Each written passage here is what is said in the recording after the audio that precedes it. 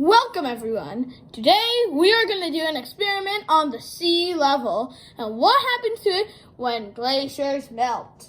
If all icebergs in the sea were to melt, would the sea level rise? This is a very simple experiment and will give us the answer, and it's based on a very important compound chemists study, water. So you will need a glass, a couple ice cubes, warm water, and a napkin just in case things get messy. So what you do is you place as many ice cubes as you can into the glass. So after you place all the ice cubes you can, place warm water all the way up to the brim of the glass.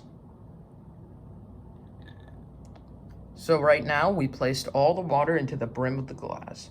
So then we wait and until the ice cubes melt. We'll see you guys in a bit.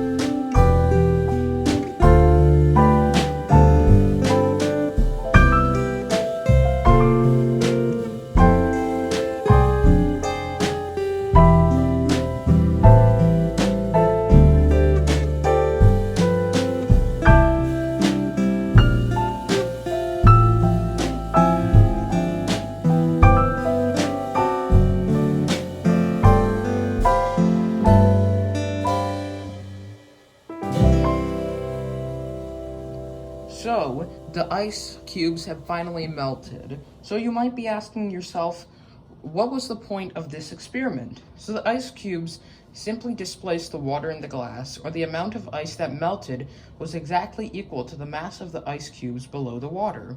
Like the ice cubes in the glass, the main part of an iceberg is underwater.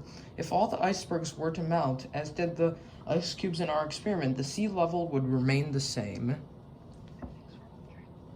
Thanks for watching.